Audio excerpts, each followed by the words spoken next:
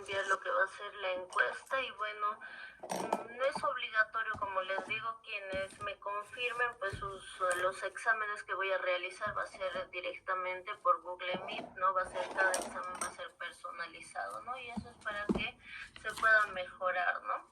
Bien, entonces vamos a empezar, doctores, con lo que es reanimación neonatal, ¿no? Que es un tema que preguntan sobre todo en el Hospital México, en cualquiera de los hospitales, en los últimos exámenes ha sido bastante preguntado, ¿no? Bien, entonces para una reanimación neonatal debemos tener lo que va a ser un ambiente adecuado, una ropa adecuada, una mesa de recepción con fuente de calor, ¿no? Entonces, ¿qué debemos tener? Ambiente adecuado, ropa adecuada, una mesa de recepción con fuente de calor, un adecuado lavado de manos y uso de guantes, supervisión de material. Entonces, con todas estas características se debe cumplir antes de realizar una reanimación neonatal. Y además, la persona que realiza la reanimación neonatal debe tener una actualización, ¿no? Debe estar actualizado cada año, ¿no? Y debe tener, ¿no? Lo que va a ser una maestría, ¿no? Para realizar lo que es reanimación neonatal, si es que no fuera pediatra. Bien, aquí vamos a hablar de lo que va a ser el ABCD, ¿no? ¿Qué criterios se debe cumplir? A es para aspiración de la vía aérea permeable, la B es la ventilación que se le va a realizar a este paciente pediátrico a presión positiva, la C va a ser la circulación, la compresión torácica que se va a realizar en este paciente pediátrico. La D va a ser de drogas, ¿no? Que se va a administrar a este paciente pediátrico, ¿no? Entonces, en las drogas vamos a administrar lo que va a ser la adrenalina. Bien, entonces no se olviden la vía aérea, ¿no? Va a ser aspiración que se va a realizar de inmediato, ¿no? A este paciente para mantener una vía permeable, ¿no? La ventilación, ¿no? Que se le va a suministrar, ¿no? A presión positiva, la C de circulación, donde se va a realizar las compresiones torácicas, ¿no? Y la D de drogas, ¿no? Que se le va a administrar como la adrenalina. Bien. Ahora, este cuadro es lo que ustedes tienen que conocer y esto es lo que todos los pediatras, ¿no? Les realizan lo que va a ser las preguntas, ¿no? Entonces, cualquier pediatra, ¿no? Esto, según a este criterio, se va a basar en las preguntas. Entonces, tenemos que saber de memoria. Bien, vamos a empezar, doctores. Entonces, primero, ¿no? Uno se va a realizar 3 preguntas, ¿no? ¿Es una gestación a término? ¿Es un líquido amniótico claro? ¿Respira o llora? ¿Tiene buen tono muscular? Entonces, si nosotros nos hacemos estas preguntas, ¿es una gestación a término? ¿Es un líquido amniótico claro? ¿Respira o llora? ¿Tiene buen tono muscular? Si mi respuesta es sí, ¿no? De inmediato se hace, ¿no? Lo que va a ser el apego precoz. De inmediato se hace lo que es el apego precoz, ¿no? Ahora, si mi respuesta es no, tenemos más o menos 30 segundos para poder nosotros, ¿no? Realizar, ¿no? Proporcionarle calor. Tenemos solo 30 segundos. Estas preguntas son en 30 segundos, ¿no? Y en 30 segundos también se tiene que resolver. Entonces, ¿no? Se proporciona de lo que va a ser de fuente de calor, se coloca la cabeza, ¿no? La cabeza se tiene que colocar, ¿no? Ni en flexión ni en extensión, tiene que estar en una posición de olfateo, ¿no? Entonces no se coloca, doctores, ¿no? Ni en flexión ni en extensión, tiene que estar en una posición de olfateo. Bien, además se va a realizar, ¿no?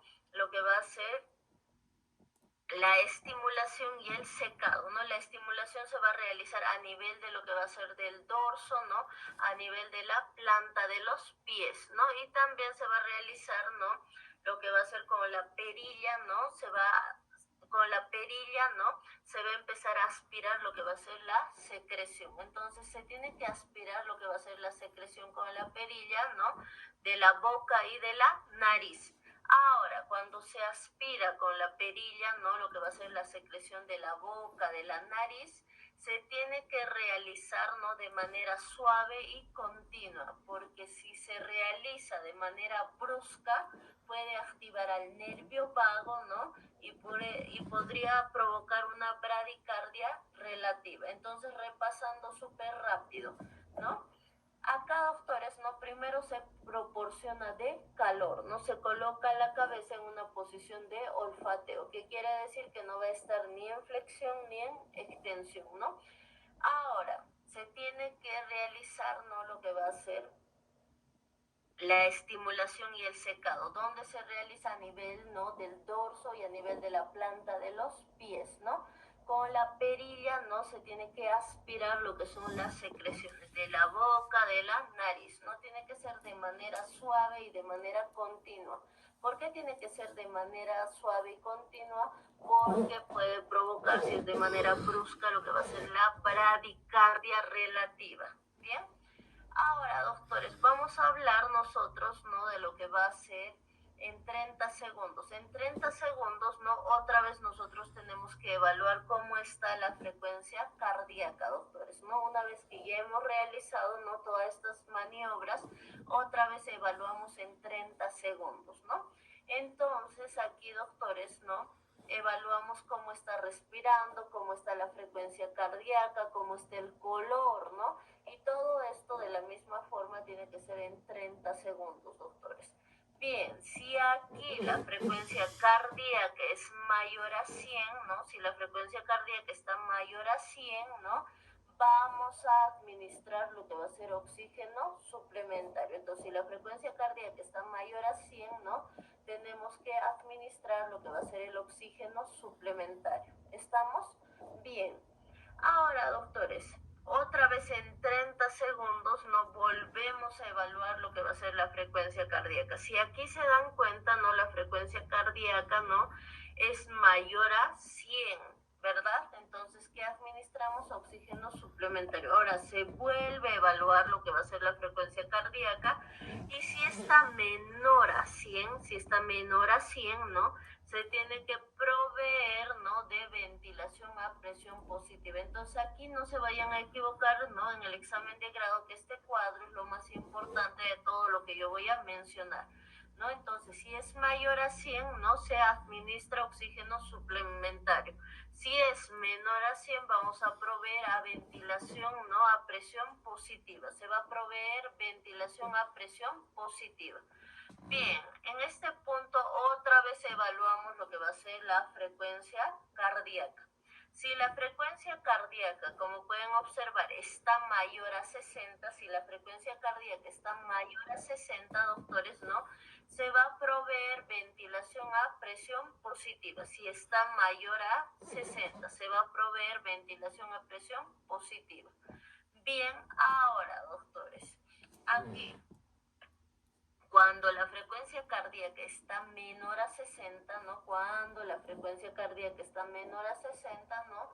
Aquí, doctores, se provee de ventilación a presión positiva y además se va a realizar los masajes cardíacos, ¿no? Y además se va a realizar lo que va a ser los masajes cardíacos. ¿Estamos? Bien.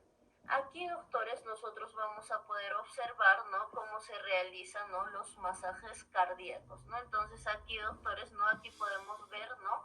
Primero, doctores, los masajes cardíacos pueden ser bimanuales, pueden ser unimanuales, ¿no? Entonces tenemos las dos formas, ¿no? Aquí, por ejemplo, podemos ver, ¿no? Con los dedos pulgares que se va a realizar, ¿no? A nivel de lo que va a ser, ¿no? Del esternón. Se va a realizar en el tercio medio del esternón. Entonces se realiza, no se olviden, en el tercio medio del esternón.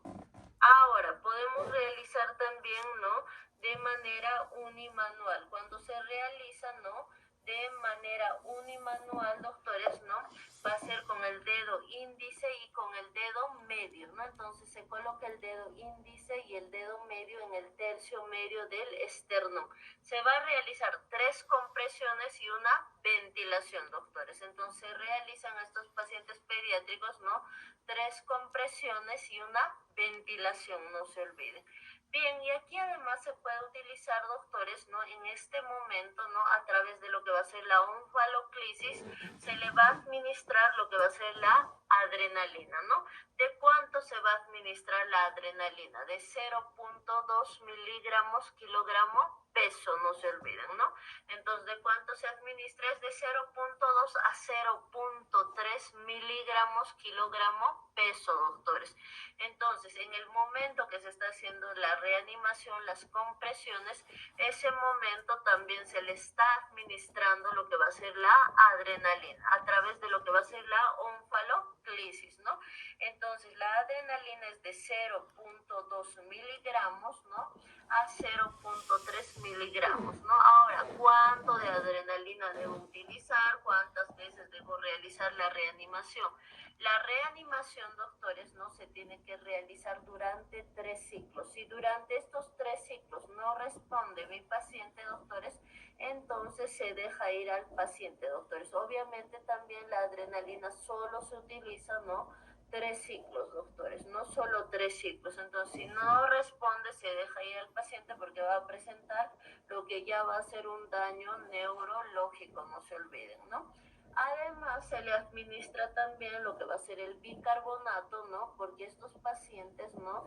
Ingresan en lo que va a ser una acidosis metabólica, entonces se les administra, ¿no? Lo que va a ser el bicarbonato, 2 miliequivalentes kilo peso. Entonces, la administración del bicarbonato es 2 miliequivalentes kilo peso, ¿no? Entonces vamos a repasar esta tabla súper rápido, doctores, una vez más, porque han preguntado, ¿no? En los últimos exámenes ya ingresó 4 veces para quienes han ingresado tarde. Entonces la pregunta es: una gestación a término, es un líquido amniótico claro, respira, llora, tiene buen tono muscular.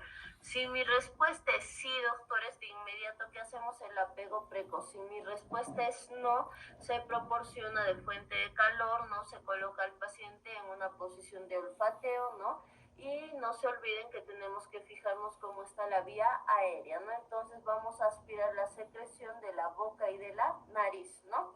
Ahora, si mi paciente en este punto, doctores, ¿no?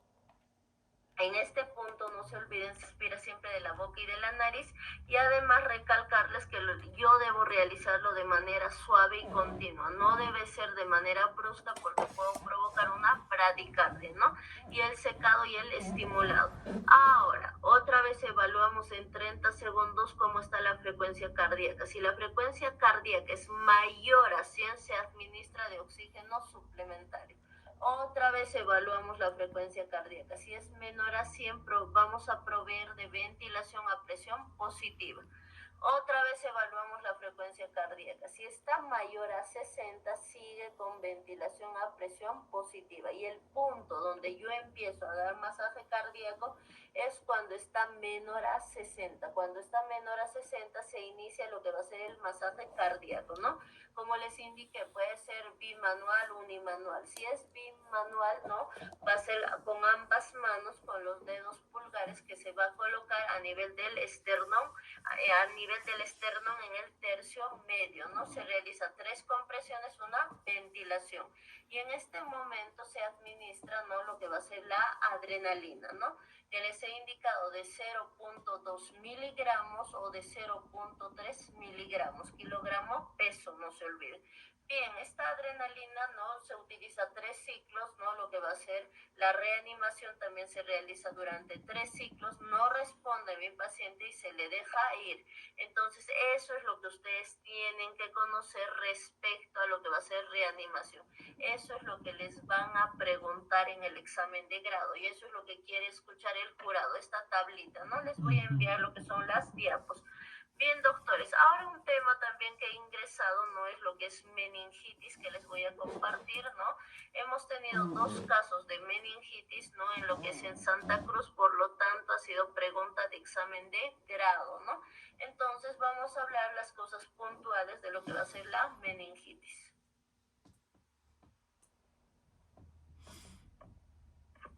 Bien, aquí estamos con lo que va a ser meningitis, doctores, ¿no? Aquí, ¿qué es lo que nosotros no necesitamos conocer? Número uno, ¿qué es la meningitis, no? La meningitis es una inflamación de las meninges como respuesta a las bacterias productoras de endotoxinas, ¿no? Entonces, una inflamación de las meninges como respuesta a la bacteria productora y sus endotoxinas. Bien, nosotros tenemos que conocer lo que es la etiología y la etiología varía según la edad, doctores. Vamos a empezar, ¿no? Por lo que va a ser menores a un mes, ¿no? Entonces, menores a un mes, como ustedes pueden observar, doctores, ¿no? Va a estar causado, y esto tienen que saber de memoria, por favor, porque ha sido preguntado en los últimos exámenes de grado, ¿no?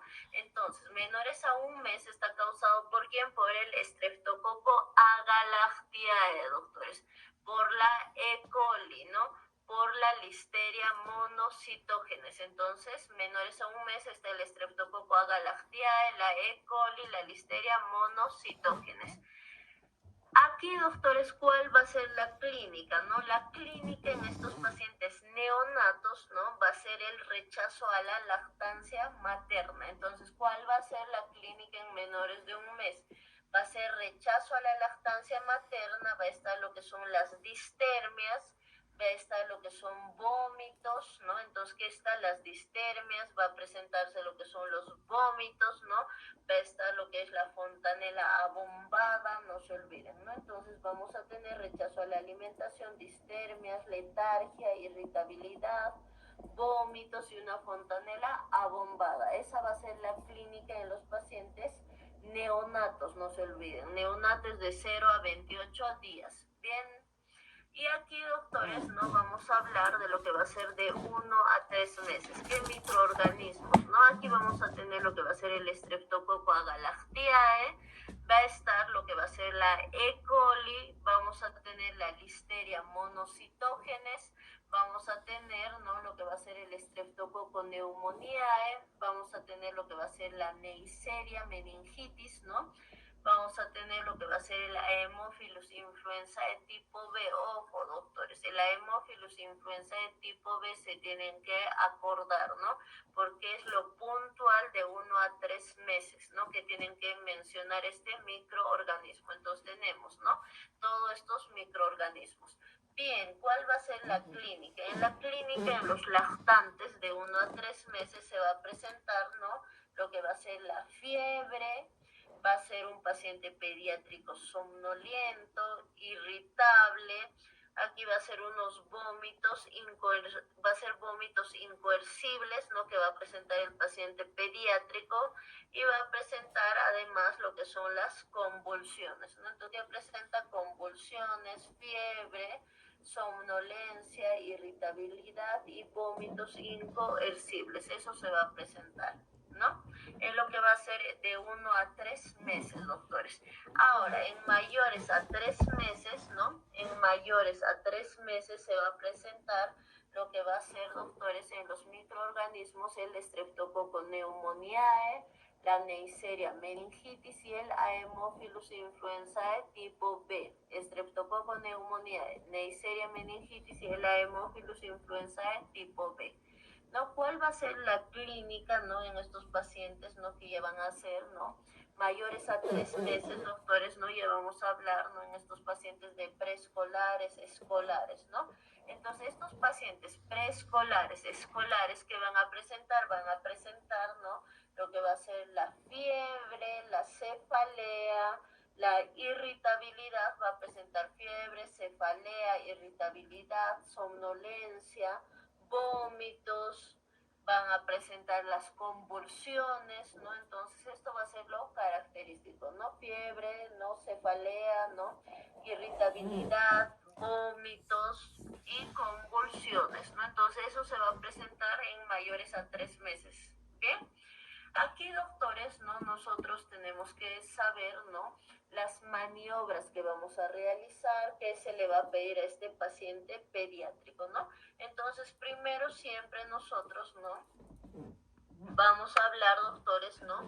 De lo que va a ser ¿qué vamos a pedir, no? Entonces aquí, doctores, número uno, antes de pedir cualquier tipo de estudio, se va a realizar, ¿no? Lo que va a ser estos signos, doctores, ¿no? Vamos a realizar, ¿no? Lo que va a ser el signo, ¿no? De Brudzinski, ¿no? Vamos a realizar el signo de Brudzinski. Aquí, doctores, ¿no? Se va a realizar una flexión, ¿no? Se va a realizar, ¿no? Lo que va a ser una flexión de la cabeza, doctores, ¿no? Como pueden observar, se levanta la cabeza, se realiza una flexión de la cabeza. ¿Y qué es lo que sucede en este punto, doctores, no? Se va a producir lo que va a ser una flexión a nivel de las rodillas. Entonces, ¿qué es lo que se va a realizar? En este paciente no se va a realizar una flexión de la cabeza, una elevación de la cabeza, doctores, ¿no?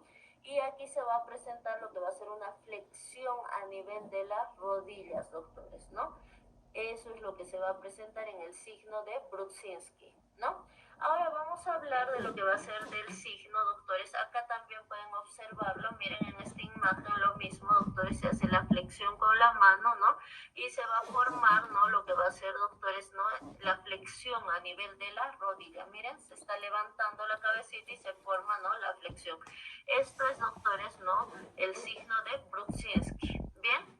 Ahora vamos a hablar del signo de Kerning, doctores. Cuando nosotros hablamos del signo de Kerning, ¿no? Aquí, por ejemplo, doctores, ¿no? Se está realizando una flexión, ¿no? De lo que va a ser de la pierna derecha, ¿no? De 90 grados. Se quiere realizar lo que va a ser, doctores, ¿no? Un ángulo de 90 grados, pero el paciente solo va a poder, doctores, ¿no? Perdón, aquí se está realizando, no se pueden observar, de 45 grados, no se olviden, ¿no? Eso es pregunta de examen de grado, pero el paciente no va a poder llegar a 90 grados, ¿no? Entonces se está realizando de 45 grados y cuando queremos realizar de 90 grados, el paciente va a empezar a presentar demasiado dolor y no va a poder tolerar, ¿no? Entonces esto es lo que nosotros tenemos que conocer, ¿no? Que realizamos en la semiología, ¿no? Bien, ahora, doctores, ¿no? ¿Qué estudio se le va a pedir, no? Entonces a estos pacientes nosotros, ¿no? Vamos a pedirle, por ejemplo, doctores, ¿no? Lo que va a ser primero, ¿no? Un hemograma, vamos a pedir lo que va a ser, ¿no? Un hemocultivo, doctores, y se le va a pedir además lo que va a ser también, ¿no? La punción lumbar, doctores. Entonces, ¿qué pedimos? Pedimos lo que va a ser hemograma, ¿no? Que es súper relevante, ¿no? Vamos a pedir un hemocultivo y una punción lumbar, doctores, ¿no? Y de acuerdo a eso nosotros vamos a catalogar, ¿no? Si es de causa, por ejemplo, ¿no? Si es de causa viral, si es de causa bacteriana, doctores, ¿no? Bien, eso es lo que nosotros tenemos que conocer, ¿no? A grandes rasgos les han preguntado lo que es meningitis, ¿no? Acá les estoy dando lo puntual que preguntan. Bien, doctores, aquí nosotros vamos a hablar del tratamiento que es muy importante, ¿no? Cómo se va a tratar en menores de un mes. Nosotros vamos a utilizar, ¿no? En menores a 7 días lo que va a ser la cefotaxima, doctores. Entonces, en menores a 7 días se utiliza lo que es la cefotaxima. ¿De cuánto? Y esto tienen que saber de memoria, de 50 miligramos kilogramo peso día. De 50 miligramos kilogramo peso día cada 12 horas vía EB. Eso es en menores a 7 días. Bien, ¿qué vamos a utilizar? Ahora, doctores, miren si se dan cuenta, en mayores a 7 días lo que nos pone libre es cefotaxima de 50 miligramos kilogramo peso día cada 8 horas vía EB. Ambos medicamentos deben ser por 21 días, doctores, ¿no? Ambos medicamentos. Entonces, menores a 7 días es la cefotaxima de 50 cada 12 horas.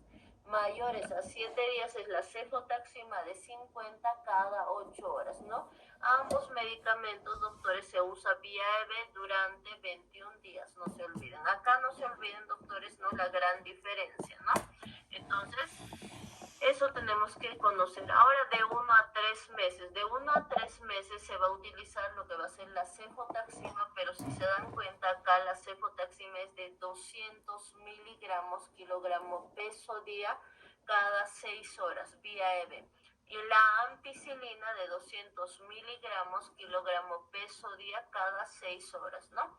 Y estos medicamentos también se va a utilizar, doctores, no por 21 días, no se olviden, ¿no? Por 21 días va a ser en los pacientes que están internados. Bien, aquí, doctores, ¿no? En mayores a 3 meses, ¿no? En mayores a 3 meses, que ya estamos hablando, ¿no? De lo que va a ser un preescolar, escolar, ¿no? Que menciona el libro, ¿no? En mayores a 3 meses, ¿no? Aquí, doctores, se va a utilizar, ¿no? Lo que va a ser la cefotaxima.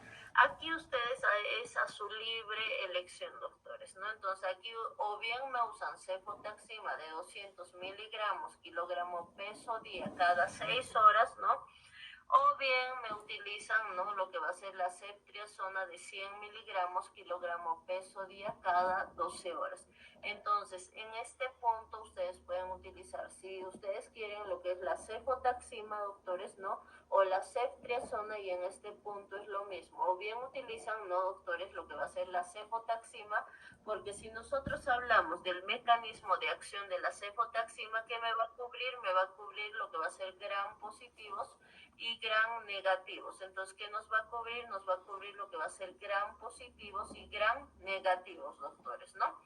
Entonces, muy bien me cubre, ¿no? Ahora, la ampicilina vamos a utilizar sobre todo en hospitales de primer nivel o zonas rurales, ¿no? Entonces, de 200 miligramos cada 6 horas. Entonces, ustedes pueden utilizar, doctores, solo uno, les diré, porque no tiene sentido utilizar ambos, porque la cefotaxima cubre gram positivos y gram negativos, ¿no? Y bueno, la ampicilina solo cubre, ¿no? Lo que va a ser gram positivos, ¿no?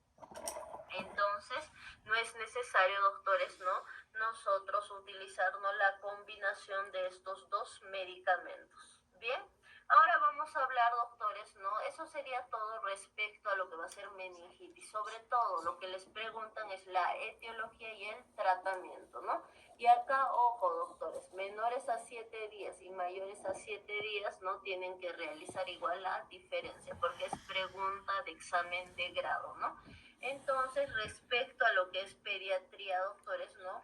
Eso sería todo nuestro temario. Quienes se han inscrito recién, doctores, no se preocupen, porque como les menciono, el temario va rotando y todo el temario se vuelve a llevar, porque las clases son todo el año. En ningún momento paramos, doctores, ¿no? Entonces, eso quiero que tomen en cuenta. Bien, ahora vamos a iniciar lo que va a ser, doctores, ¿no? Ginecología, ¿no? Que es un tema súper importante. Vamos a empezar con lo que va a ser las hemorragias de la primera mitad. No sé si de estos temas de reanimación o de meningitis tienen alguna pregunta, alguna duda, algo no está claro, doctores, antes de pasar a lo que va a ser a la especialidad de ginecología. No, está bien. ¿Está todo claro, doctores? Sí. ¿Tienen alguna duda, algo no han entendido? Cosas, pero está todo bien. Doctora, disculpe, respecto al tiempo de la cefotaxima en 1 a 3 meses y mayores de 3 meses, no la escuché muy bien. Ah, ya, no. Entonces aquí, doctorita, no, súper. Bien, entonces va a ser 21 días, doctorita, ¿no? 21 días es estos pacientes pediátricos que están internados, ¿no? Entonces, o bien le pasamos solo cefotaxima, doctorita, por 21 días, ¿no? O bien solo ampicilina le vamos a pasar, ¿no? Durante 21 días. No sé si está un poquito más claro. Cualquiera de los tratamientos va a ser 21 días en internación. Ah, ya está bien, doctora, gracias. ¿No? Entonces eso vamos a tomar en cuenta, doctores. Les voy a enviar estos flashcards, ¿no? Como les dije, la asistencia tiene que ser obligatorio. Yo sé que no es universidad, pero, doctores, es su examen de grado, ¿no? Entonces vamos a empezar, doctores, con lo que va a ser, ¿no? La especialidad de ginecología, ¿no? Que es uno de los temas más preguntados. Me dan un momentito, les voy a compartir lo que son las diapos.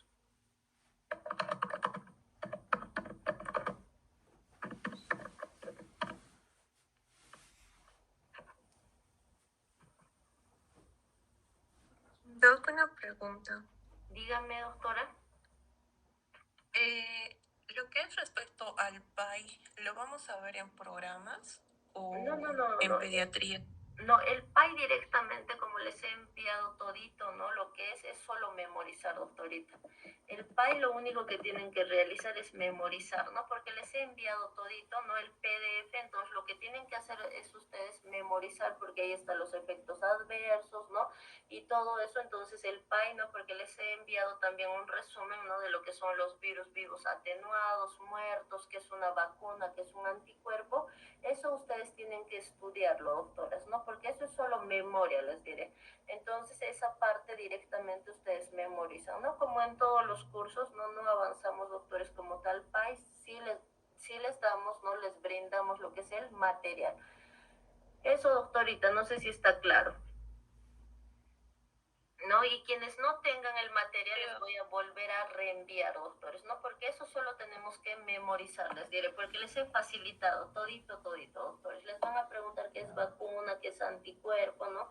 Cuáles son los virus vivos atenuados, muertos, ¿no? Entonces, tengo un segundito, ahorita les voy a compartir el flashcard.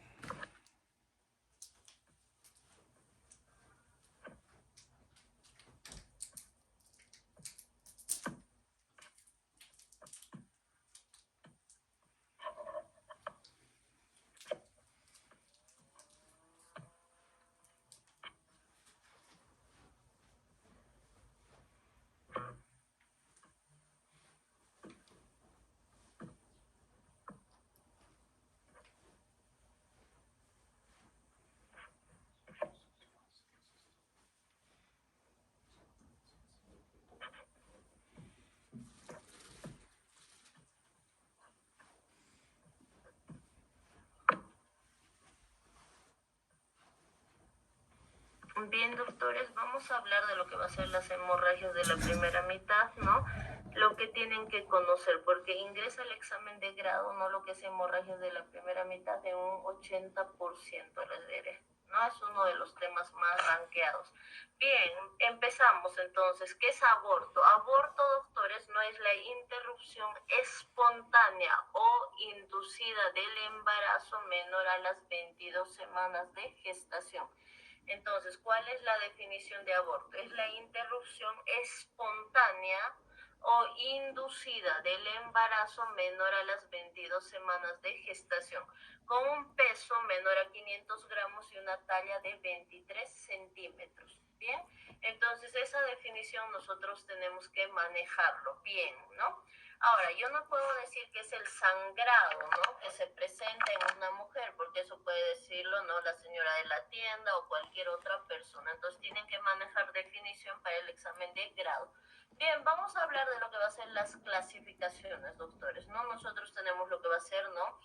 La clasificación, las causas ovulares, ¿no? De aborto, ¿no? Y aquí va a estar las cromosomopatías, acá están las monosomías, las trisomías, trisomías, las triploidías, ¿no? Y aquí una de las cromosomopatías que más conocemos va a ser la trisomía 21, ¿no? Que va a ser el síndrome de Down, ¿no? Entonces hay pacientes que ni se dan cuenta, doctores, ¿no? Porque todo lo que está con alguna malformación, el cuerpo, ¿no? ¿Qué es lo que hace? Automáticamente lo elimina. Entonces hay pacientes que ni se dan cuenta que han presentado un aborto. ¿Bien? Aquí, doctores, vamos a hablar de lo que va a ser las causas maternas. Cuando les preguntan en el examen de grado, doctores, ¿no? Cuando ustedes tienen que realizar la diferencia, ¿no? Cuando hablamos de causas maternas, locales y generales, ¿no? En aborto, cuando hablamos de causas locales, se refiere a lo que va a ser la incompetencia istmo cervical, que quiere decir ese cuello cervical está entreabierto, no es un cuello cervical que va a estar cerrado. Aquí va a estar lo que son los miomas, ¿no? Vamos a hablar también de las malformaciones uterinas. Ahora les pueden preguntar, ¿no? Lo que son malformaciones uterinas, doctores, ¿no? O malformaciones mullerianas, ¿no? Bien, entonces aquí en las malformaciones uterinas o mullerianas vamos a hablar del útero unicorne, del útero bicorne, del útero tabicado, ¿no? Entonces a eso se refiere lo que son malformaciones uterinas o malformaciones mullerianas. Útero unicorne, bicorne, tabicado, septado.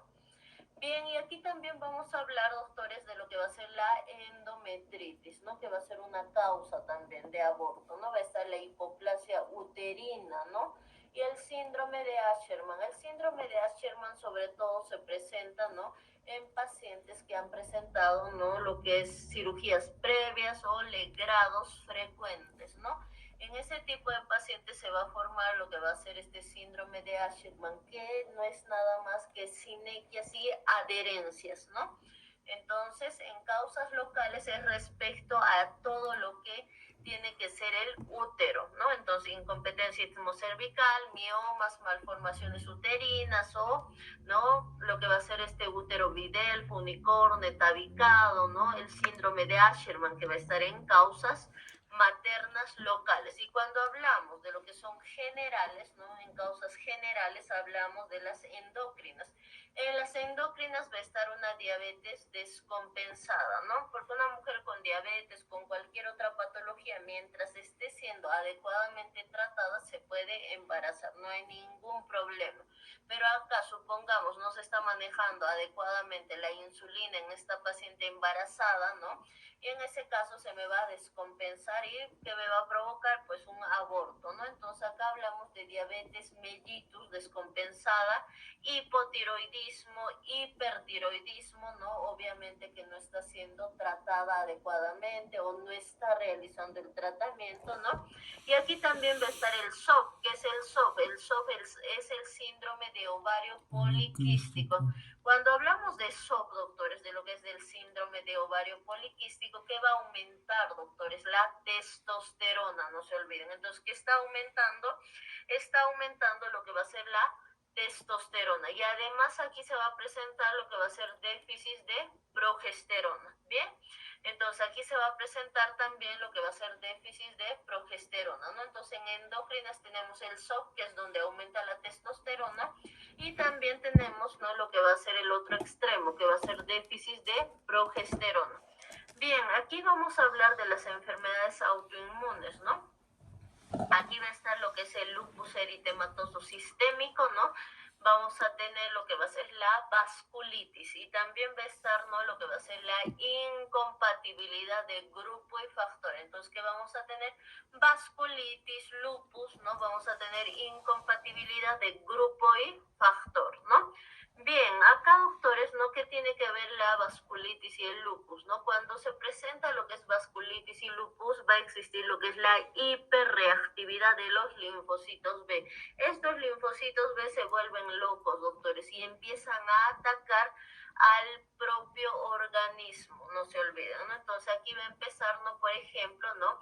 A atacar a lo que va a ser al embarazo, ¿no? Va a producir una hiperreactividad a nivel del embarazo. ¿Y esto qué puede provocar? Puede provocar lo que va a ser un aborto, no se olviden. Ahora, cuando nosotros hablamos, ¿no? Incompatibilidad de grupo y factor, doctores, ¿a qué se refiere, no? más frecuente, ¿no? Que se presenta, ¿no? Supongamos que la madre es RH negativo, ¿no? Supongamos que la madre es RH negativo y el producto es RH positivo, doctores, ¿no? Y el padre, ¿no? El esposo, la pareja también va a ser RH positivo, ¿no? Entonces, en este caso, doctores, ¿qué es lo que va a realizar, no? La madre, ¿no? Va a empezar a formar anticuerpos, ¿no? Entonces, la madre, ¿qué es lo que realiza, no? Empieza a formar anticuerpos y va a producir la lisis, no se olviden, ¿no? La lisis, ¿no? De los glóbulos rojos del producto, no se olviden, ¿no? Entonces, aquí va a haber, ¿no? Una incompatibilidad, doctores, ¿no? Entonces, ¿qué me va a producir? Me va a producir, ¿no? Lo que va a ser la lisis de los glóbulos rojos de este producto, ¿no? De este feto. Entonces, estos se presentan normalmente, doctores, ¿no? En el segundo embarazo. En el primer embarazo no se presenta, ¿no? Entonces, hemos dicho que la madre empieza a formar anticuerpos, ¿no? Contra lo que va a ser, ¿no? Este grupo, ¿no? De lo que es el grupo sanguíneo del producto, entonces, que se va a producir la lisis, ¿no? La lisis de los glóbulos rojos, y esto que puede conllevar, ¿no? A lo que va a ser a la muerte del producto, ¿no? A un aborto, ¿no? Bien. Ahora, doctores, vamos a hablar, ¿no? De lo que son las infecciones, ¿no? Y, por ejemplo, en un examen de grado han preguntado si una paciente está, bueno, y tenía mucho sentido, doctores, ¿no? La paciente, doctores, ingresó, ¿no? Por lo que tenía una angina de Ludwig, doctores, ¿no? Entonces ha sido una complicación, doctores, ¿no? Bueno, número uno, doctores, ¿no? Esta paciente indica que no sabía que estaba embarazada, ¿no? Y bueno, se le realizó lo que es la extracción, ¿no? Dental, ¿no? ¿Y qué es lo que sucedió? Posteriormente presentó lo que es la angina de Ludwig, se le complicó, presentó un absceso, ¿no? Y bueno, este absceso, ¿no? Posteriormente desencadenó lo que es un aborto, doctores. Entonces, ¿a qué me voy con esto? Una mujer que está embarazada no debe tener ningún tipo de foco infeccioso. ¿Qué quiere decir? Por eso es que mandamos, ¿no? Al dentista, ¿no? Para que evalúe bien, ¿no?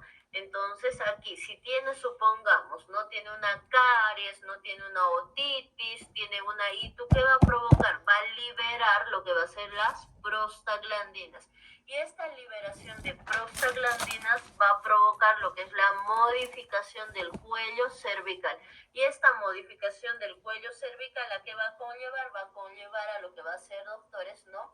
A un aborto. Entonces, eso nosotros deberíamos tomar en cuenta. Eso es muy importante y eso es demasiado relevante. ¿Bien?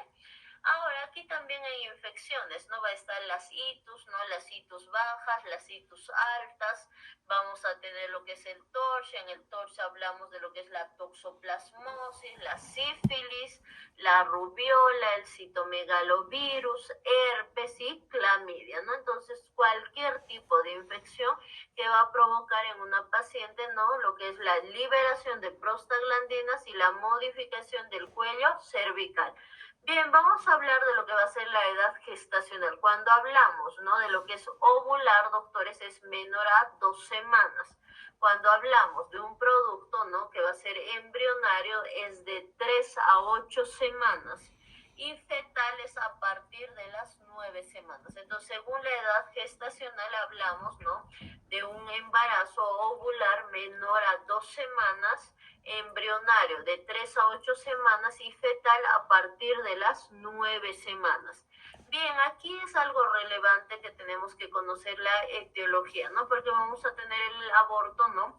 Espontáneo o provocado. Espontáneo, como su nombre dice, doctores, es por causas naturales. La paciente se cayó, estaba usando tacos y bueno, fue de manera espontánea, doctores, ¿no? Ahora, cuando hablamos del aborto provocado, ¿qué quiere decir? Es el aborto criminal, es el aborto, ¿no?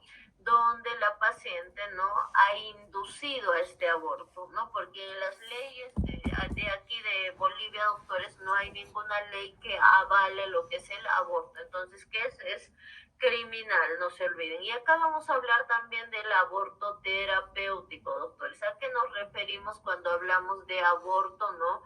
terapéutico. El aborto terapéutico es un ejemplo, les pongo. Tenemos una paciente que tiene insuficiencia cardíaca, doctores. Tiene insuficiencia cardíaca grado 4 de Nija. Entonces, como tiene esta insuficiencia cardíaca grado 4 de Nija, no se olviden, ¿no? Aquí, doctores, ¿no? Hay que interrumpir porque mi paciente ya está con disnea, tiene dificultad respiratoria, incluso en reposo, doctores, ¿no? Al dormir tienen lo que es disnea, ¿no? Entonces, aquí, doctores, ¿no? Esta paciente no va a poder, ¿no? Llegar a un embarazo normal. ¿Por qué? Porque corre riesgo su vida. Es lo más probable que la paciente, ¿no? Llegue a fallecer en este embarazo. Entonces, ¿qué se hace en estos casos, no? Como está poniendo en riesgo la vida de la madre, se interrumpe el embarazo. Y otro ejemplo, supongamos una paciente que tiene tuberculosis y tiene VIH y se embaraza, lo mismo, doctores, se interrumpe, ¿no? El embarazo. Bien, entonces en estos casos se tiene que interrumpir lo que va a ser el embarazo. Bien, doctores, ahora nosotros vamos a hablar, ¿no? Además de lo que va a ser según la recurrencia, ¿no? Según la recurrencia tenemos lo que va a ser el aborto recurrente, que son 2 abortos, ¿no? Consecutivos, ¿no? Entonces, un aborto, ¿no? Uno tras otro, ¿no? Son 2 abortos consecutivos, ¿no? O como su nombre dice, son 2 abortos recurrentes, ¿no? Que es lo mismo. Pueden decir 2 abortos recurrentes o 2 consecutivos, que está bien, ¿no? Y el aborto habitual es 3 abortos continuos, ¿no? 3 abortos continuos o 5 discontinuos. Entonces estamos hablando del aborto habitual, 3 abortos continuos o 5 discontinuos. ¿Bien? Ahora, doctores, ¿no? Aquí también nosotros vamos a hablar de los factores predisponentes, ¿no? Cuando hablamos de los factores predisponentes, ¿no? Aquí es muy importante lo que va a ser la edad materna, ¿no? ¿Por qué? Las edades extremas, ¿no? Una paciente, ¿no? Mayor a 35 años, ¿no? Y es una paciente en ginecología considerada como una mujer añosa, no se olviden. Y una paciente, ¿no? También edades extremas menor a 18 años. ¿Por qué? Porque no está todavía adecuadamente formado, ¿no? Lo que es su cuerpo, ¿no? Para que pueda traer una nueva vida, ¿no? Entonces a eso se conoce, ¿no? En ginecología, edades extremas. La paridad juega un rol importante, la multiparidad. Mientras más hijos tiene la paciente, ¿no? ¿Qué es lo que va a pasar? Pues, doctores, como todo en el cuerpo se desgasta, ¿no? Entonces, la decidua, doctores, ¿no? La decidua va a empezar, doctores, ¿no? A disminuir. Por lo tanto, ¿no? En estas pacientes no se va a presentar una implantación anormal y va a presentar abortos, doctores. Entonces, a eso se refiere la multiparidad. Mientras más hijos tiene una paciente, tiene más riesgo de presentar lo que va a ser, ¿no? Los abortos, doctores. Bien, el estado socioeconómico. Y en Bolivia es algo muy relevante. ¿Por qué? Porque no es lo mismo, ¿no? La alimentación de una paciente que está en la ciudad y en una pacientita que está en zona rural, que tiene un trabajo, ¿no? Un trabajo arduo, que trabaja todo el día, ¿no? Que no tiene buena alimentación, ¿no? Que comparte un solo baño, no sé, con 15 familiares, 16 familiares, ¿no? Entonces aquí juega un rol importante porque las pacientes de zonas rurales, doctores, no realizan controles prenatales o si realizan, ¿no? Es por lo que se les da, ¿no? Por el incentivo que se les da, ¿no? Entonces, por eso es que acuden algunos y la mayoría no acuden, doctores, ¿no? Entonces, acá cuando hablamos del factor socioeconómico tiene que ver mucho. Número 1, desde el punto de la alimentación, desde los controles prenatales, los cuidados que va a tener esta paciente, ¿no? Entonces, todo eso engloba, doctores, ¿no? Los hábitos nocivos. Cuando hablamos de hábitos nocivos, hacemos referencia a lo que va a ser alcohol, drogas, tabaco, ¿no? Entonces a todo eso hacemos referencia, ¿no? Y obviamente antecedentes de la misma patología, ¿no? ¿Antecedentes de qué? Antecedentes de aborto. Bien, aquí vamos a hablar de la clínica. Voy a hablar de la clínica de aborto. En la clínica de aborto se va a presentar dolor en hipogastro, ¿no?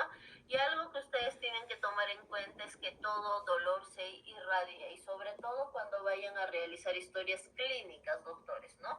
Entonces, todo dolor se irradia, doctores, ¿no? Entonces, eso tiene que estar plasmado en su historia clínica. Entonces, dolor en hipogastro, que se irradia, región dorso-lumbar, genital, ¿no? Aquí, ¿cuál va a ser el tipo de dolor? El tipo de dolor va a ser un tipo de dolor espasmódico o cólico, doctores, que está muy bien. En algunas pacientes es espasmódico, en otras va a ser cólico, doctores, ¿no? Y aquí tienen que colocar, ¿no?, la intensidad del dolor, 8/10 en la escala del dolor, ¿no? 9/10 en la escala del dolor o en la escala de EVA, ¿no? Y eso nosotros tenemos que manejarlo muy bien, doctores. Bien, y va a presentar además un sangrado transvaginal, ¿no? Rojo rutilante, ¿no? Y acá ustedes van a describirnos si es en escasa cantidad, en moderada cantidad, ¿no? Entonces todo eso tienen que tomar en cuenta. Eso es la clínica. El dolor en hipogastro, ¿no? Este dolor que irradia, ¿no? Y el sangrado transvaginal. Bien. Aquí vamos a hablar, doctores, de lo que va a ser la clasificación clínica de aborto y que ustedes me tienen que manejar muy bien, doctores, ¿no? Porque de aquí ingresan varias preguntas. Bien, vamos a hablar, doctores, nosotros vamos a empezar con lo que va a ser la amenaza de aborto. Cuando nosotros hablamos de lo que va a ser amenaza de aborto, estoy hablando de la clasificación. Aquí, doctores, toda paciente, ¿no?, que tiene un aborto va a presentar sangrado, doctores, ¿no? Entonces aquí estoy hablando de amenaza de aborto, que es la clasificación clínica, que va a presentar un sangrado rojo rutilante, dolor abdominal, pero aquí algo que nos interesa y que tienen que memorizar, ¿no?, es que no hay modificación cervical, no se olviden, ¿no? Entonces no hay, doctores, no hay modificación cervical y esto es muy importante que ustedes se acuerden para el examen de grado. Va a presentar lo que va a ser la vitalidad fetal, doctores. No hay modificación cervical, el cuello está cerradito, ¿no? Pero, doctores, ¿no? Aquí lo que más nos interesa es la vitalidad fetal, ¿no? Entonces eso tenemos que indicar. Bien, doctores. Cuando hablamos aborto en curso, vamos a tener lo que va a ser el aborto inminente, ¿no? Vamos a hablar de lo que va a ser del aborto inminente y vamos a hablar de lo que va a ser el aborto inevitable, ¿no? Cuando nosotros hablamos, ¿no?, de lo que va a ser del aborto, ¿no?, inminente, doctores, ¿no? Aquí que vamos a tener, aquí sí hay modificación cervical, doctores. Aquí sí se va a presentar lo que va a ser la modificación cervical. Bien, pero las membranas no están íntegras, el corium, el amnios están íntegros, no se olviden, ¿no? Bien, y además hay vitalidad fetal. Bien, eso es un aborto inminente. No hay, acá hay modificación cervical, doctores, ¿no? Las membranas están íntegras, ¿no? Y no hay pérdida de líquido amniótico. ¿Por qué no hay pérdida de líquido amniótico? Porque las membranas están íntegras y hay vitalidad fetal. Ahora, cuando hablamos de un aborto inevitable, como su nombre lo indica, inevitable, no hay nada más que hacer, doctores. Aquí, ¿no?, cuando estamos hablando de lo que es aborto inevitable, hay modificación cervical, ¿no? Tenemos lo que va a ser la modificación cervical, ¿no? Y acá, doctores, las membranas están rotas. Hay una solución de continuidad a nivel de las membranas. Como las membranas están rotas, ¿qué se va a producir? Se va a producir lo que va a ser la pérdida de líquido amniótico. Entonces, ¿qué tenemos en aborto inevitable? Como su nombre dice, ya no puedo hacer nada más, ¿no? Se va a presentar, ¿no?, lo que es la modificación cervical, va a presentarse lo que son las membranas rotas y pérdida de líquido amniótico, ¿no? Y aquí, ojo, doctores, no hay vitalidad fetal, no hay vitalidad fetal. ¿Estamos? Bien, ahora vamos a hablar de lo que va a ser un aborto consumado. Cuando nosotros hablamos de lo que va a ser un aborto consumado, doctores, ¿no?, vamos a tener el completo y vamos a tener el incompleto. Cuando nosotros hablamos de un aborto completo, que voy a empezar, ¿no?, ¿a qué se refiere cuando una paciente llega asintomática? Asintomática es, doctores, cuando el día de ayer, ¿no?, supongamos el día lunes presentó lo que es dolor, ¿no?, presentó lo que es sangrado, pero el día de hoy está asintomática, pero está acudiendo porque el día de ayer presentó este sangrado. Entonces, aquí, doctores, ¿no? Cuando nosotros hablamos de un aborto completo, ¿no? Es cuando llega mi paciente con el cuello cervical cerrado y sin sangrado. A eso se considera, ¿no? Un aborto completo. ¿Y a qué se considera un aborto incompleto? Un aborto incompleto, ¿no? Es cuando la paciente llega con la clínica, con dolor en hipogastrio, ¿no? Y con lo que va a ser restos corioplacentarios en el canal vaginal. Llega entonces con dolor en hipogastrio y restos corioplacentarios a nivel del canal vaginal. Vamos a hablar, ¿no? De lo que va a ser el aborto retenido o aborto diferido. ¿A qué se refiere cuando hablamos de lo que va a ser el aborto retenido, diferido, doctores? Aquí algo que tenemos que tomar en cuenta es como su nombre dice, retenido. Es como la puerta te cierran y no te dejan salir. Lo mismo, el cuello cervical, ¿cómo va a estar? Este cuellito cervical está cerrado, no se olviden. El cuello cervical, ¿cómo está? Está cerrado, doctores, ¿no? Y acá las membranas están íntegras, no hay modificación cervical, por eso es un aborto retenido. Entonces no hay modificación cervical, ¿no? Aquí como va a estar las membranas íntegras, ¿no? Y aquí hay algo tan característico, la altura uterina es menor para la edad gestacional. Y aquí, doctores, no hay frecuencia cardíaca fetal, no hay movimientos fetales, están ausentes, no se olviden, ¿no? Entonces eso tenemos que manejar. Ahora vamos a hablar de lo que va a ser un aborto infectado, ¿no? Cuando hablamos de aborto infectado, que es frecuente aquí, doctores, que se presenten, ¿no? Es cuando se realizan en lugares clandestinos lo que va a ser el legrado, ¿no? Entonces, ¿aquí qué va a presentar, doctores? ¿No? Aquí mi paciente va a presentar dolor en hipogastrio, va a presentar fiebres, hablo de fiebres ondulantes, ¿no? Que no son fiebres persistentes, va a presentar lo que va a ser una secreción, ¿no? Purulenta, fétida, de mal olor, va a presentar además, doctores, ¿no? Lo que va a ser un útero blando. Bien, eso es un aborto infectado, ¿no? Cuando hablamos de aborto infectado, ¿no? Es la colonización y multiplicación de microorganismos en el útero, es la colonización y multiplicación de microorganismos en el útero, ¿bien? Ahora, doctores, vamos a hablar, ¿no? De lo que es la complicación del aborto infectado. La complicación de un aborto infectado sería un aborto séptico. Cuando hablamos de aborto séptico, es esta infección que era localizada, que estaba a nivel del útero, ingresa a la vía hemática, ¿no? Cuando ingresa a la vía hemática, ¿no? Y estamos hablando, ¿no? De lo que va a ser una sepsis, doctores, ¿no? Porque la sangre es de por sí estéril, ¿no? Entonces estamos hablando, ¿no? De lo que va a ser, ¿no? Una sepsis. ¿Qué es una sepsis? Es la proliferación de microorganismos en la vía hemática. Entonces, ¿qué es sepsis? Sepsis es la proliferación de microorganismos en la vía hemática. Bien, eso debemos tomar en cuenta, esa definición. Acá, ¿qué va a presentar?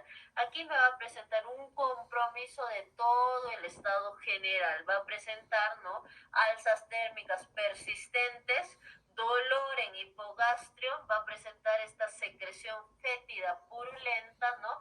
Va a presentar adinamia, ¿no? Entonces va a presentar toda esta clínica, ¿no? Estas pacientes. ¿Bien? Ahora, vamos a hablar, doctores, ¿no? De lo que va a ser la conducta, doctores, ¿no? Que es importante, ¿no? Entonces, ¿cómo se hace una conducta, no? Y aquí, doctores, vamos a hablar de lo que va a ser la amenaza de aborto y el aborto inminente. ¿Cómo sería mi conducta, no? La conducta número 1, doctores, la internación, ¿no? La internación, doctores, ¿no?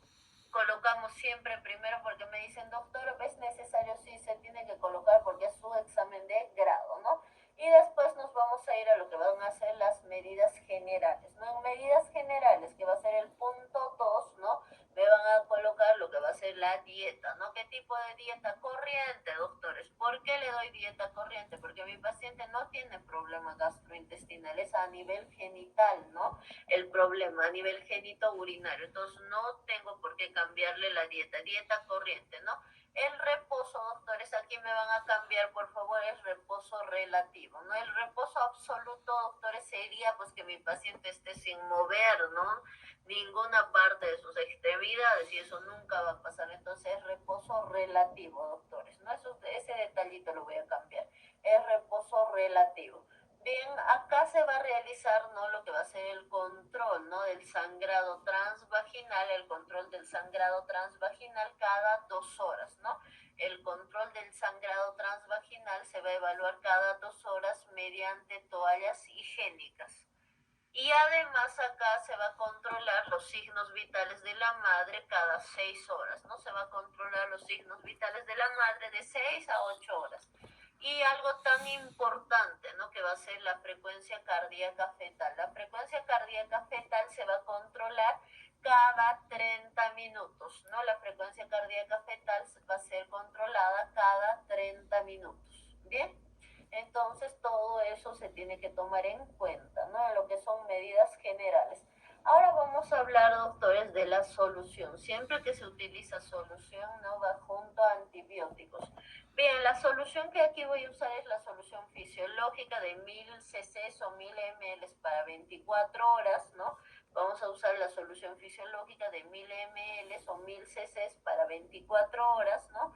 Y aquí, doctores, ¿no? Esto vamos a tomar en cuenta, ¿no? Una vez que ya está con la solución, ¿qué medicamentos uso? El butilbromuro de iosina. ¿Qué es el butilbromuro de iosina? Es un antiespasmódico. Se le da de 10 miligramos cada 8 horas, donde actúa a nivel de los receptores beta 2. Ojo, doctores, los receptores beta 2 no solo hay en el pulmón, también hay en el útero. Entonces utilizamos, ¿no? El butilbromuro de iosina de 10 miligramos, ¿no? Que va a actuar, doctores, a nivel de los receptores beta 2, ¿no? Entonces, de esa manera me va a inhibir esta contracción, este dolor que está presentando mi paciente, ¿no? Entonces, se le pasa de 10 miligramos cada 8 horas. Y acá, doctores, un medicamento que es infaltable, doctores, que se usa bastante en Bolivia, la indometacina. Tenemos que conocer primero que la indometacina es un antiinflamatorio no esteroideo. Bien, es un antiinflamatorio no esteroideo. Además, ¿cuál es su mecanismo de acción? Actúa inhibiendo la COX-1 y la COX-2. Actúa inhibiendo la COX-1 y la COX-2, ¿no? Por lo tanto, va a inhibir el ácido araquidónico, inhibe la COX-1, COX-2, inhibe el ácido araquidónico, inhibe las prostaglandinas. ¿Va a inhibir qué? Va a inhibir las contracciones uterinas. Aumenta la perfusión uterina, inhibe las contracciones uterinas, aumenta la perfusión uterina. Bien, y aquí, doctores, ¿no? Se utiliza solo, ¿no? Solo se debe usar la indometacina hasta las 32 semanas. ¿Por qué solo se usa hasta las 32 semanas? Porque va a producir, ¿no? Si yo utilizo más allá de las 32 semanas, el cierre, ¿no? El cierre precoz del conducto, doctores, no va a provocar el cierre precoz del conducto arterioso, no se olviden. Entonces, por eso es que solo se usa hasta las 32 semanas. Si yo uso más allá, va a producir el cierre precoz del conducto arterioso. Bien, ¿cuáles son los efectos adversos de la indometacina? Los efectos adversos de la indometacina va a ser la gastritis, ¿no? Y la hemorragia intracraneana. Vamos a tener en efectos adversos la gastritis y la hemorragia intracraneana. Bien, aquí se utiliza la indometacina de 100 miligramos vía rectal cada 24 horas. Se utiliza la indometacina de 100 miligramos vía rectal cada 24 horas. ¿Por cuánto tiempo se va a usar? Se va a usar por 3 días, doctores, ¿no? Por 3 días se va a utilizar. Bien, ¿por qué no uso más allá? Porque produce gastritis, es un antiinflamatorio no esteroideo, puede producir una hemorragia intracraneana, ¿no? Y bueno, en laboratorios que se les pide un hemograma, doctores, ¿no? Un hemograma, sobre todo cuando estoy hablando, ¿no? De lo que va a ser una amenaza de aborto y un aborto inminente, ¿no? Como el producto todavía está vivo, doctores, vamos a pedir un hemograma, ¿no? Para ver, ¿no? Cómo está el estado de la madre. Vamos a pedir lo que va a ser una ecografía obstétrica para evaluar, ¿no? Al producto, no al feto, doctores, no al producto, eso nosotros tenemos que tomar en cuenta. Bien, ahora vamos a hablar, doctores, cuál sería mi conducta, ¿no? En un aborto, ¿no? En un aborto inevitable, doctores. Como indica su nombre, en el aborto inevitable no se puede hacer nada, doctores, ¿no? O sea, ya está, ¿no? El producto ya está muerto, doctores, ¿no? No se puede hacer nada. Entonces vamos a hablar cuál va a ser nuestra conducta en un aborto inevitable, ¿no? En un aborto incompleto y en un aborto retenido, ¿no? Entonces, ¿cuál va a ser nuestra conducta, ¿no? En un aborto inevitable, incompleto y en un aborto retenido o el aborto diferido, ¿no? Como ustedes lo quieran llamar. Bien, entonces, aquí, doctores, ¿no? Es lo mismo las medidas generales, pero aquí no se va a controlar lo que es la frecuencia cardíaca fetal, ¿no? Porque ya estamos ante un óbito, doctores, ¿no? Entonces aquí ya no se controla lo que va a ser la frecuencia cardíaca fetal. Bien, se le va a pasar, ¿no? Igual lo que es una solución fisiológica de 1000 cc, ¿no? O 1000 ml para vía, ¿no? Y además, doctores, aquí se va a utilizar antibiótico, ¿no? Entonces, ¿qué vamos a utilizar? Acá vamos a empezar, doctores, a combinar lo que va a ser los fármacos, porque no todos, ¿no? Por ejemplo, a una de las doctoras le gustará usar ampigenta, a la otra doctorita le gustará ceftriaxona, a la otra doctora le gustará cefotaxima, ¿no? Porque en el examen de grado no quiero que todos tengan pues copia y pega, ¿no? Que tengan los mismos medicamentos, ¿no? Entonces quiero que a partir de ahora ya ustedes no decidan qué medicamento usar. Obviamente yo les voy a indicar qué medicamentos se debe usar en cada patología, ¿no? Y el por qué. Bien, entonces acá necesitamos cubrir que gran positivos, gran negativos, no siempre, doctores, ¿no? Porque es un aborto, doctores, no se olviden, ¿no? Entonces, esto va a producir algún tipo de infección, doctores, por eso es mejor realizar la profilaxis, ¿no? Porque es un tejido necrótico, doctores, ¿no? Bien, entonces aquí se utiliza la AMPI, ¿no? La AMPI de cuánto, de 1 gramo. La AMPI no se hagan problemas, se puede utilizar cada 8 horas, hay doctores que usan cada 12 horas, hay otros doctores que usan cada 6 horas y está bien, no hay ningún problema. La gentamicina sí, doctores, la gentamicina viene en ampollitas, ¿no? Que ustedes han podido observar, ¿no? Viene de 80 miligramos. Entonces ustedes le pueden dar, ¿no? Lo que es la gentamicina de 80 miligramos cada 12 horas vía EV o directamente, ¿no? La genta de 160 miligramos vía EV para 24 horas, ¿no? Bien, entonces cualquiera de los dos sí está bien. Ahora vamos a hablar un poquito de antibióticos, ¿no? Como ustedes ya conocen, ¿qué es la ampicilina? Es una aminopenicilina. ¿Actúa inhibiendo qué? Actúa inhibiendo la pared bacteriana. Entonces, ¿qué es? Es una aminopenicilina, ¿no? Actúa inhibiendo lo que es la pared bacteriana. Bien, ¿qué es, doctores? ¿No? La gentamicina es un aminoglucósido, ¿no? ¿Cuál es su mecanismo de acción? Actúa a nivel del ribosoma 30S, ¿no? Entonces, ¿dónde actúa en el ribosoma 30S? ¿Qué me cubre? Gram negativos, no se olviden. Me cubre sobre todo gram negativos. Bien, pero, doctores, no tiene un efecto adverso. Yo no puedo usar más allá de 5 días, ¿no? Ahora, si mi paciente tiene sepsis, sí utilizamos, ¿no? Más allá de 5 días. En medicina nada es exacto, se hace excepciones. Entonces, mayor a 5 días, doctores, que puede ocasionar es ototóxico y nefrotóxico, no se olviden, ¿bien? Perdón, ahora seguimos.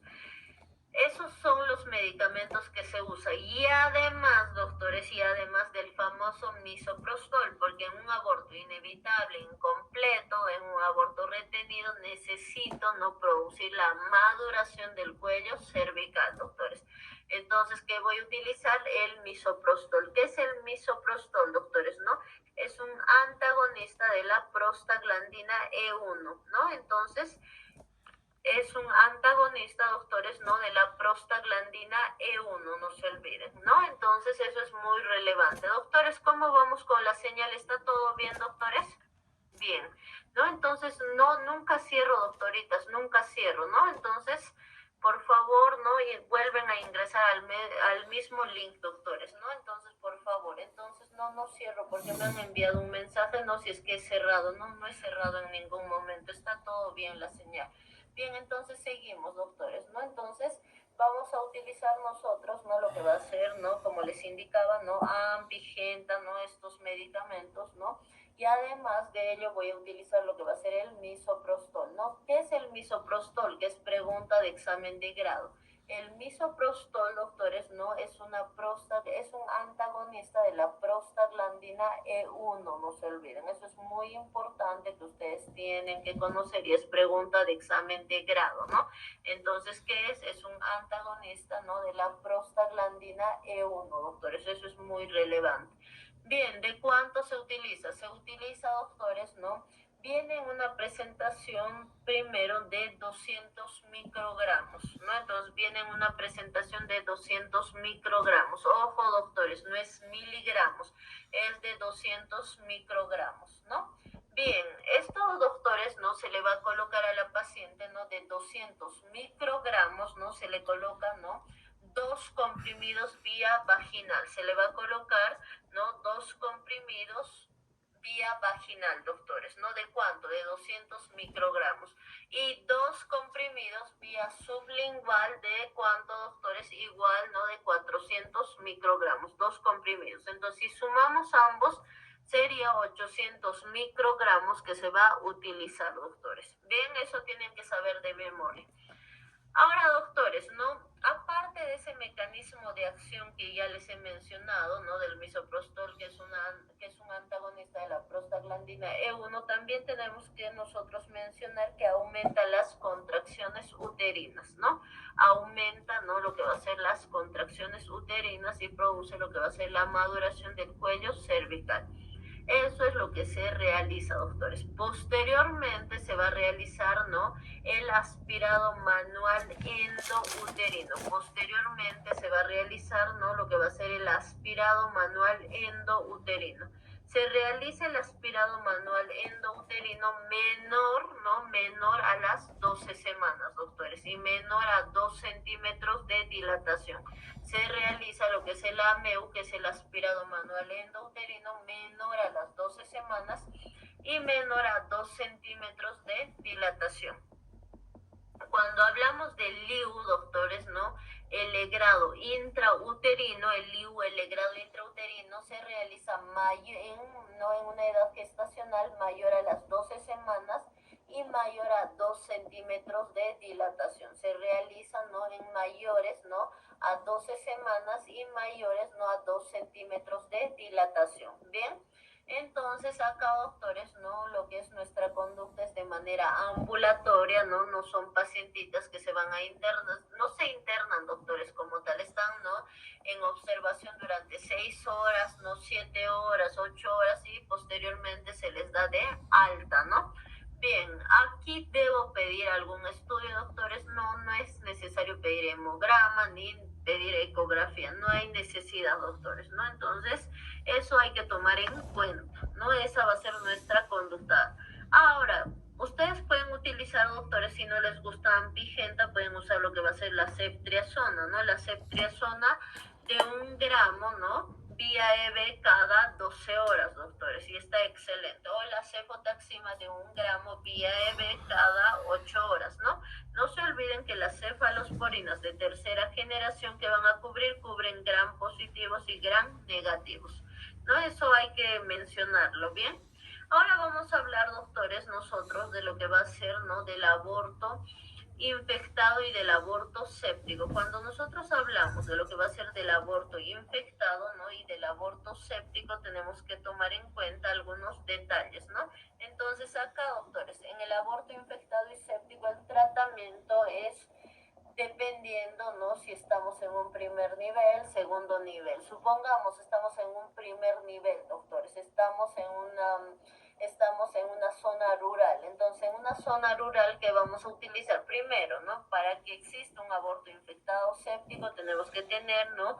Lo que va a ser E. coli, tenemos que tener el estreptococo, ¿no? Además tiene que estar presente, ¿no? Lo que va a ser los bacteroides, no se olviden, ¿no? Entonces, aquí, doctores, vamos a utilizar la penicilina sódica, ¿no? ¿De cuánto, no? De 4 millones unidades internacionales cada 4 horas, doctores, ¿no? Esto es para cubrir gram positivo positivos. Ahora, supongamos en mi zona rural no hay penicilina sódica. ¿Qué puedo utilizar? Puedo utilizar lo que va a ser la ampicilina de 1 gramo cada 8 horas, ¿no? Entonces vamos a ir jugando con los medicamentos. Entonces, la penicilina sódica o cristalina de 4 millones puedo utilizar cada 4 horas. No hay penicilina sódica, pues utilizo la AMPI de 1 gramo cada 6 horas. ¿Bien? Porque la penicilina y lo que va a ser la ampicilina tienen el mismo mecanismo de acción. Cubren gram positivos y actúan inhibiendo la pared bacteriana. Vamos a hablar de lo que va a ser la gentamicina. La gentamicina me va a cubrir lo que es la Klebsiella, la E. coli, ¿no? Bien, la gentamicina se utiliza, ¿no?, de 80 miligramos. Acá, doctores, estamos hablando de un aborto infectado y un aborto séptico. Entonces, aquí se va a utilizar cada 8 horas, doctores. ¿Por qué? Porque ya está en riesgo la vida de mi paciente. Bien, cada 8 horas, ¿no? Bien, se va a utilizar la gentamicina de 80 miligramos. Y acá, doctores, vamos a utilizar el metronidazol. El metronidazol, doctores, ¿no? ¿Cuál es su mecanismo de acción? Actúa inhibiendo la síntesis de ácido fólico, ¿no? Entonces, ¿cuál es su mecanismo de acción? Actúa inhibiendo lo que va a ser la síntesis de ácido fólico. Bien, cuando hablamos de lo que es el metronidazol, ¿no?, actúa cubriendo anaerobios, ¿no? Y además es un excelente antiparasitario, ¿no? Bien, en el metronidazol es para cubrir sobre todo las bacterias, ¿no?, anaerobias, como el Bacteroide fragilis. Bien, ¿de cuánto se le va a administrar? De 500 cada 12 horas. Ese va a ser el tratamiento, ¿no?, por 10 días de internación, tanto en aborto infectado como en aborto séptico. Ahora, vamos a jugar con los medicamentos. Supongamos estoy en un hospital, doctores, de segundo nivel, ¿no? Entonces ahí puedo utilizar ceftriaxona, ¿no?, de 1 gramo, ceftriaxona de 1 gramo cada 12 horas, más metronidazol de 500 miligramos cada 12 horas. No se olviden que la ceftriaxona cubre, sí, pero es gram positivos y negativos. No cubre anaerobios, doctores. Bien, entonces por eso puedo combinar ceftriaxona, ¿no?, más metronidazol. Puedo utilizar, ¿no?, ceftriaxona, ¿no? Ceftriaxona también más clindamicina puedo utilizar. Entonces vamos a empezar a jugar con los medicamentos. Bien, doctores, entonces, ¿por cuánto tiempo? Igual por 10 días, doctores, ¿no? Por 10 días. Y va a hacernos la misma dosis, la ceftriaxona de 500. Bien, entonces seguimos, doctores, ¿no? Ahora eso es lo que ustedes tienen que conocer respecto, ¿no?, a lo que va a ser aborto, doctores. Eso es lo más puntual, lo más relevante que ustedes tienen que manejar. Bien, además les voy a dar un dato, doctores, ¿no?, un dato puntual. ¿Cuál sería mi motivo de consulta, doctores, de un aborto, una amenaza de aborto, ¿no? Dolor abdominal y sangrado transvaginal. Y acá les voy a indicar, anótense por favor, cómo se realiza la enfermedad actual, ¿no? Supongamos, vamos a hablar de un aborto incompleto, doctores, ¿ya? Se va a redactar primero gestante de 20 semanas de embarazo, acude por un cuadro clínico de un día de evolución caracterizado por dolor en hipogastrio que irradia región dorsolumbar y genital con tipo, ¿no?, va a ser tipo espasmódico con una intensidad 8/10 en la escala del dolor, que no se atenúa en reposo, y se exacerba la deambulación. Además refiere sangrado transvaginal en moderada cantidad con presencia de coágulos,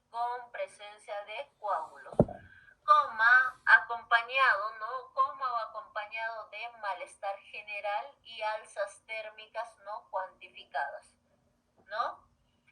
Motivo por el cual acude al Hospital México, donde médico de turno, previos laboratorios y ecografía obstétrica, decide su internación al servicio de ginecología. Decide su internación al servicio de ginecología. Paciente indica que el 10 de septiembre a horas 8:30 de la mañana se le realizó un aspirado manual endouterino sin complicaciones. Paciente indica, ¿no?, que el 8 de septiembre a horas 8:30 de la mañana se le realizó un aspirado manual endouterino sin complicaciones. Paciente cursando, ¿no?, tantos días de internación, refiere mejoría del cuadro clínico de ingreso. De esa manera se redacta una historia clínica para el examen de grado. Es abismal, doctores, la diferencia entre lo que es una historia de internado y de examen de grado, ¿no? Entonces tienen que redactar, no todo, doctores, ¿no? Desde el momento que ingresó al nosocomio, ¿no?, que se le realizó, cómo está. Ahora me dirán, doctora, ¿por qué no coloca junto, ¿no?, lo que es, ¿no?, los días de evolución, ¿no?, y cuántos días está cursando? ¿Por qué, doctores? ¿No? Nunca hemos tenido problemas en historias, al contrario, siempre nos han felicitado, ¿no? ¿Por qué no coloco, doctores? Porque los primeros minutos que ustedes están presentando la historia clínica, doctores, están con toda la adrenalina, están con muchos nervios, ¿no? Y si ustedes se llegan a equivocar, porque se han llegado a equivocar lo que es los días, ¿no?, de evolución y tantos días, ¿no?, los días de internación, si se equivocan en ese punto, automáticamente, doctores, empiezan a perder, ¿no?, lo que es la confianza, ¿no? Y por los nervios uno se puede equivocar, puedes decir tantos días de internación y evolución y se te puede cruzar, doctores, ¿no? Entonces, por eso es que les hago separar, doctores, porque trato de que los primeros minutos ustedes, ¿no?, ganen seguridad con la historia clínica, ¿no?, realicen una buena presentación. Una vez que uno, doctores, empieza a tener confianza, es más fácil el desenvolvimiento ante el jurado, doctores. Entonces hay varios detalles que yo cuido en ustedes, ¿no? Por ejemplo, el día de ayer han dado, ¿no?, en el hospital Cusheri, dio la doctora Sabina, ¿no?, y sacó la nota de 98, ¿no? Recién lo voy a publicar porque no lo publiqué, doctores, es nota de excelencia, ¿no? Entonces todos los detalles yo trato de cuidar, ¿no?, antes de que ustedes den el examen de grado, desde la presentación, desde cómo se desenvuelven, ¿no?, y qué hay que colocar en la historia clínica. Entonces es muy importante, doctores, ¿no?, los primeros minutos que ustedes ganen la confianza, hagan una buena presentación, porque ahí empiezan a tener confianza y se empiezan a desenvolver, ¿bien? Entonces aquí, por ejemplo, en el diagnóstico, ¿qué vamos a colocar, doctores, no? Y esa es una pregunta que siempre me realizan, ¿no? Aquí es distinto, doctores. Aquí primero coloco el diagnóstico. No se coloca como en el internado. En el internado que se ponía primero el GPA, ¿verdad? Aquí no, doctores. Aquí no se coloca. Aquí primero se coloca hemorragias de la primera mitad, ¿no?